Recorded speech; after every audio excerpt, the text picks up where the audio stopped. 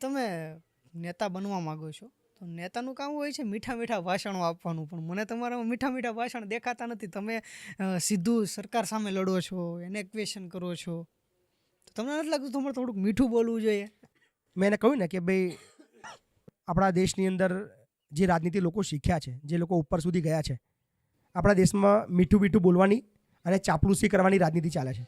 તમે જેટલી સારી ચાપલુસી કરી શકો, તમે જેટલી સારી બટર પોલિશ કરી શકો, એટલા તમે પોલિટિક્સની અંદર સફળ થઈ શકો. તમે તમારા રાજકીય પાર્ટીની સારી સારી વાતો કરો, તમારા જે ઉપરના જે નેતાઓ છે, તમારા જિલ્લા પ્રમુખ છે, તમારા પ્રદેશ પ્રમુખ છે, એને તમે પ્રમોટ કરો, એના વિશે બહુ જ સારી સારી વાતો કરો, તો તમારું સ્ટેન્ડ ક્લિયર થાય. તમને તમારે ગણતરી કરવામાં આવે, ટિકિટ તમને મળે. ટિકિટ આપવામાં આવે. આ બધું ચાલતું હોય, પણ મહિપતસિંહ ચાપલુસીની રાજનીતિ ક્યારે કરી નથી ને ક્યારે કરશે નહીં.